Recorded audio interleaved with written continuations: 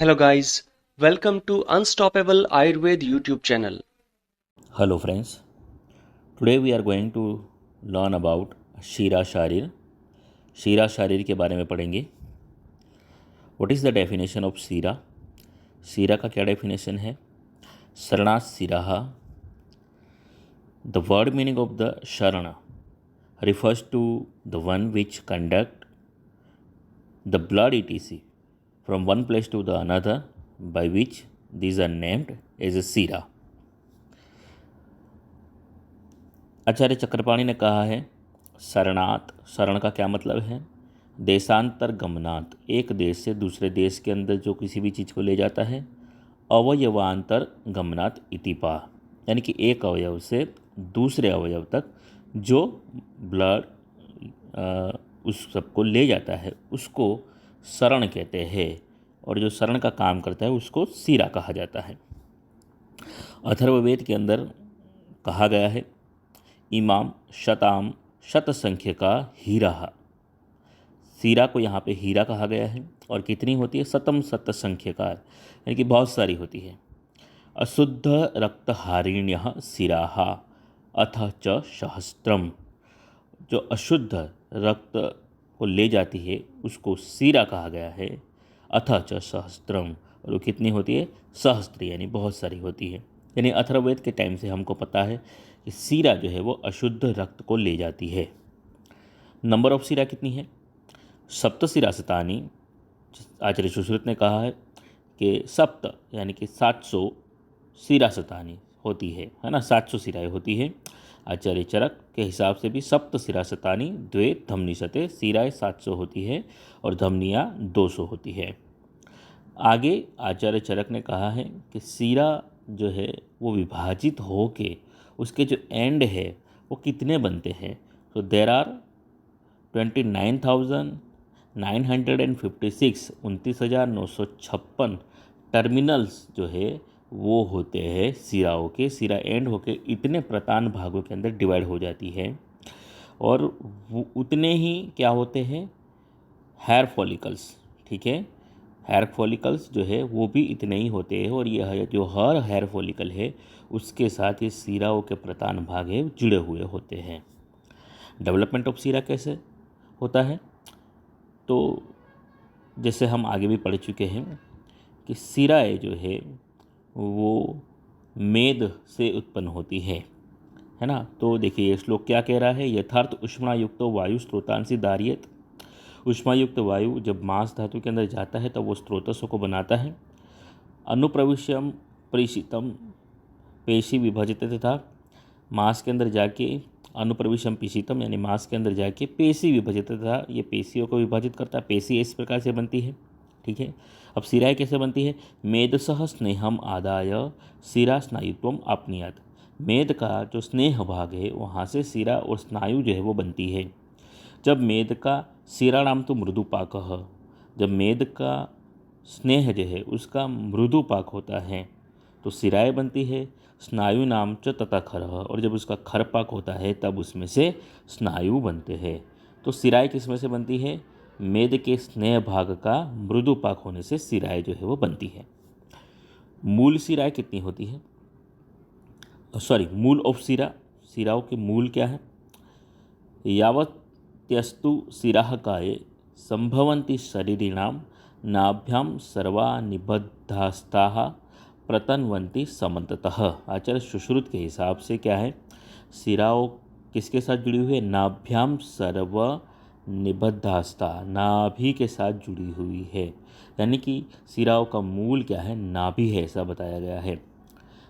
जैसे कि आज हमको पता है कि जो शिराएँ है वो आफ्टर ऑल आके किसके साथ मिल जाती है? हृदय के अंदर जाके मिल जाती है। अपने ब्लड को वो हृदय के अंदर उड़ेलती है, और हृदय में से धमनियाँ निकलती है। ठीक है, जो पूरे ब्लड को पूरी बॉडी के अंदर ले जाती है ना। बट हम अगर देखें कि गर्भावस्था के अंदर, है ना, जब एक बेबी जब मदर के पेट के अंदर होता है तब जो अम्बाइलिकल वेन्स होती है, ठीक है, अम्बाइलिकल वेन जो है उसके अंदर ऑक्सीजन युक्त ब्लड होता है, ये हम जानते हैं। ठीक है, और वो जो है वो नाभि के साथ जुड़ी हुई रहती है अम्बिलिकल वेन, और वहाँ से फिर ब्लड जो है वो पूरी बॉडी के अंदर जाता है, ऑक्सीजन और नरिशमेंट वेंस के थ्रू जाता है। ठीक है, तो इसीलिए उसको इस अवस्था में, है ना, गर्भावस्था की बात यहाँ पे की गई है कि सिराओं के मूल क्या है, नाभि है। स्ट्रक्चर ऑफ सिरा, सिरा का स्ट्रक्चर कैसा होता है? सप्त सिरासतानि भवन्ति। देखिए मैं इसको पहले सिंपली समझा देता हूँ आपको कि सिरा कैसे होती है। जैसे कि अपनी बॉडी के अंदर बड़ी लार्ज वेंस भी होती है, ठीक है, फिर छोटी छोटी वेंस जो होती है वो मिलती है पहले, ठीक है, छोटी छोटी वेन मिलके फिर थोड़ी बड़ी वेन बनाती है, बड़ी बड़ी वेन फिर मिलके बहुत बड़ी वेन बनाती है, जैसे कि superior vena cava, inferior vena cava बनाती है। ठीक है, हाँ, तो उसी को यहाँ पे उदाहरण के तौर पे बताया गया है कि सप्त सिरासतानि भवन्ति, सिराएं 700 होती है। या फिर इदम शरीर आराम इव जलहारिणी भी, जैसे कि ये शरीर कोई आराम है, आराम का मतलब क्या है, बगीचा है ना, कोई बहुत बड़ा बागीचा होता है, वो एक बागीचा है, और उसके अंदर जैसे हर बागीचा, और यहाँ पे 2 उदाहरण दिए गए, शरीर आराम इव जलहारिणी भी, केदार इव चकुल्या भी। केदार का मतलब होता है खेत, है ना, तो आराम जो बगीचा होता है उसके अंदर बड़े बड़े झाड़ होते हैं, ठीक है, और केदार जो यानी कि जो खेत होता है उसके अंदर बहुत छोटे छोटे पौधे होते हैं, ठीक है। तो जो बगीचे के अंदर जो हर जो ट्री तक, बड़े ट्री के तक जाने के लिए बड़ी बड़ी जो है वो जलहारिणी होती है, यानी कि कैनाल जो है, चैनल्स जो है वो बड़ी बड़ी होती है, जिसके अंदर ज़्यादा ब्लड, ज़्यादा जल एक साथ जाता है, और खेतों के अंदर हर एक पौधे के अंदर जल पहुंच पाए, इस प्रकार से छोटी छोटी चैनल्स जो है बनाई जाती है। तो इस प्रकार से ये दोनों उदाहरण बॉडी के बड़ी वेंस और छोटी वेंस इन दोनों को दर्शाते हैं। तो शरीर आराम एवं जलहारिणी भी, केदार एवं चकुल्या भी, उपस्नेह्यते अनुगृह्यते, और बॉडी का ये उपस्नेहन करती है, अनुग्रहण करते हैं, यानी कि बॉडी को नरिशमेंट प्रोवाइड करते हैं, इस प्रकार से बड़ी और छोटी चैनल के थ्रू। कैसे? च आकुंचन प्रसारण आदि भीर विशेष है। उसके अंदर कैसे होता है? आकुंचन प्रसारण, यानी कि संकोच विकोच इसके अंदर होता है, यानी कि वो स्क्वीज होती है और डायलेट होती है, इस प्रकार से ब्लड उसके अंदर जो है वो आगे बढ़ता है। और दूसरा उदाहरण यहाँ पे दिया गया है क्या? द्रुम पत्र सेवनी नाम तासाम प्रताना। हाँ, उसके प्रतान भाग, उसके एंड कैसे होते हैं? द्रुम पत्र सेवनी नाम इवतासाम प्रताना।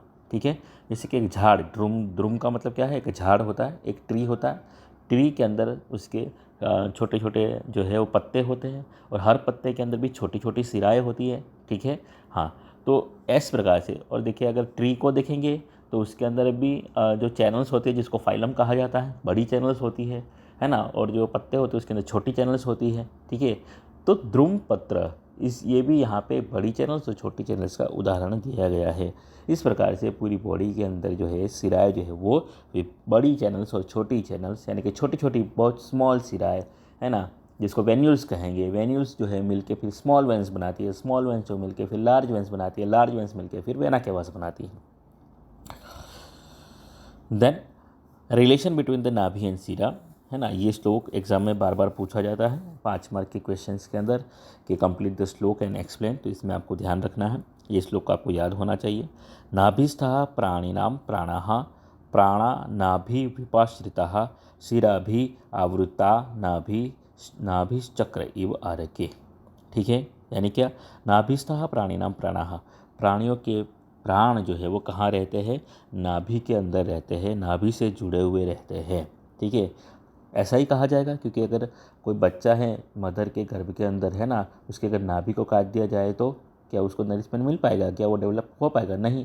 इसीलिए उस दौरान जो है वो पूरा डेवलपमेंट नाभि के थ्रू होता है, इसलिए कहा है नाभिस्थः प्राणिनाम प्राणाः, प्राणा नाभि विपाश्रिताः। ठीक है, जो सिरा है और जो प्राण है वो किसके ऊपर आश्रित रह के रहती है? वो नाभि के ऊपर आश्रित रह के रहती है। सिरा भी आवृते नाभि, और नाभि किससे आवृत होती है? सिराओं से आवृत है ना। जैसे चक्र इव आर्ग, जैसे चक्र के अंदर बीच में जो है वो उसका एक्सेल होल होता है, ठीक है ना, बीच में उसका सेंटर पॉइंट होता है, और वहाँ से फिर चक्र के अंदर जो है, जैसे साइकिल का आप पहिया ले लीजिए तो फिर एक सेंटर होता है ना, वो सेंटर से फिर उसके आरे निकले हुए रहते हैं, और उसके साथ जो आपका टायर का ट्यूब जुड़ा हुआ रहता है, वैसे जो है जो सेंटर पॉइंट है वो नाभि है और वहाँ से चारों दिशाओं के अंदर सिराएँ जो है वो निकलती है। सिरा भी आवृतो नाभि इसलिए कहा गया है। कैसे? चक्र इव आर्क, जैसे चक्र के अंदर आरे होते हैं वैसे चक्र का सेंटर नाभि है और वहाँ से सिराएँ चारों दिशा के अंदर निकली हुई है और फिर ऊर्ध्वक अधक तिर्यक जाके वो जो है अपनी बॉडी के अंदर नरिशमेंट जो है उसका काम करती है। About the character of the सिरा और टाइप ऑफ द सिरा। टाइप्स कितने हैं सिरा के? तो वातवाह सिरा, पित्तवाह सिरा, कफवाह सिरा और अश्रुकवाह सिरा, ऐसे 4 टाइप बताए गए हैं। तो तत्र अरुणा वातवाह, वातवाह सिरा कैसी होती है? अरुण वर्ण की होती है। अरुणा वातवाह सिरा पुर्यन्ते वायुना, है ना, वायु से भरी हुई रहती है ये। यानी कि सिराओं के अंदर होता तो ब्लड ही है, बट वो ब्लड किसी जगह पे उसमें वायु की अधिकता होती है, किसी जगह पे पित्त की, किसी जगह पे कफ की, किसी जगह पे वहाँ पे रक्त अश्रुक जो है वो ज़्यादा मात्रा के अंदर होता है। उसकी क्वांटिटी, उसकी क्वालिटी वैसे वहाँ पे ज़्यादा होती है। ठीक है, तो अगर वात जिसके अंदर ज़्यादा होगा वैसी सिराएँ होगी वो अरुण वर्ण की होगी। पित्त जो उसके अंदर होगा वो उष्णाश्च नीलांश्च, नील वर्ण की होगी और जिसके अंदर क्या होगा? उष्ण होगी वो टच के अंदर। कफ जिसमें अंदर ज़्यादा होगा वो शीत होगी, गौर और स्थिर होगी। और अश्रुगुहा होगी वो रोहिणी यानी कि रक्त वर्ण की होगी। और नाति उष्णा शीतला, वो ना ज़्यादा उष्ण होगी ना ज़्यादा शीत होगी। क्लासिफिकेशन ऑफ सिरा किस प्रकार से है? सो एमंग दिस 700 सिरा, 700 सिराओं के अंदर मूल सिरा जो है कितनी है? 40 मूल सिराएँ हैं। वातवाह 10, पित्तवाह 10, कफवाह 10, रक्तवाह 10। अब आगे उसका क्लासिफिकेशन देखते हैं। देखिए टेबल के अंदर बताया गया है। सबसे पहले है स्थान, कहाँ कहाँ पे सिराओं के स्थान है? शाखा के अंदर, कोष्ठ के अंदर, ऊर्ध्वजत्रु के अंदर, और फिर टोटल बनाया है अपन ने। बॉडी पार्ट्स के अंदर कहाँ पे होती है? वातवाह सिरा, पित्तवाह सिरा, कफवाह सिरा, रक्तवाह सिरा और टोटल सिरा। ठीक है, तो शाखा के अंदर वातवाह सिराएँ कितनी होती है? एक शाखा में 25, तो 4 शाखा के अंदर हो गई कितनी? 100। पित्तवाह सिरा भी वैसे 100 होती है, कफवाह भी 100 होती है, रक्तवाह भी 100 होती है। ठीक है, तो एक शाखा के अंदर 25 वातवाह सिरा, 25 पित्तवाह, 25 कफवाह, 25 रक्तवाह सिराएँ होगी। तो 4 शाखाओं के अंदर मिलके 400 सिराएँ शाखाओं के अंदर होती है। ओके, फिर पेल्विक रीजन के अंदर वातवाह 8 सिराएँ, पित्तवाह 8 सिराएँ, कफवाह और रक्तवाह भी 8-8 होगी। तो 32 जो सिराएँ पेल्विक रीजन में है। फ्लैंक्स पार्श्व भाग के अंदर 4-4 सिराएँ होती है, ऐसा मिलाकर 16 हो जाएगी। बैक पोर्शन के अंदर 4-4 6-6 सिराएँ होती है, तो ऐसे मिलाकर 24 सिराएँ हो जाएगी। एब्डोमिनल एरिया है उसके अंदर भी 6-6 सिराएँ होती है, तो वो भी टोटल 24 सिराएँ एब्डोमिनल एरिया के अंदर हो गई। चेस्ट रीजन के अंदर 10-10 सिराएँ होती है, तो वैसे मिलाकर 40 सिराएँ हो गई। नेक रीजन के अंदर 14-14 सिराएँ होती है, 14-14 सिराएँ होती है, तो वो 56 सिराएँ हो गई। अब चेंजेस यहाँ पे है। ईयर, है ना, तो कान के अंदर वातवाह सिराएँ कितनी होती है? वातवाह सिराएँ ज़्यादा होती है, 4 होती है। बाकी पित्तवाह, कफवाह और रक्तवाह 2-2 होती है, तो ये हो गई 10 सिराएँ। टंग के अंदर 9-9 सिराएँ होती है, तो ये हो गई 36 सिराएँ। नोज़ के अंदर 6-6 सिराएँ होती है, तो ये गई 24 सिराएँ। अब आइज़ के अंदर वातवाह सिराएँ कम है, 8, और बाकी की पित्त, कफ और रक्तवाह सिराएँ कितनी है? 10-10 है, तो ये हो गई 38। ठीक है, तो ये चीज़ 2 है, इसके अंदर ध्यान रखना। ईयर और आई, इसके अंदर चेंजेस है वातवाह सिराओं के नंबर के अंदर। ईयर में वातवाह सिरा ज़्यादा होती है, आइज़ के अंदर वातवाह सिरा कम होती है। ठीक है, इस प्रकार से जो है एक यानी कि वातवाह सिराएँ कितनी होती है? 175 वातवाह सिरा, पित्तवाह, कफवाह और रक्तवाह भी 175 टोटल इन नंबर होती है। इन सबको मिला ले तो टोटल सिराएँ 700 होती है। ये क्लासिफिकेशन है सिराओं का। तो यहाँ पे सिरा शारीर ख़त्म होता है। Thank you very much.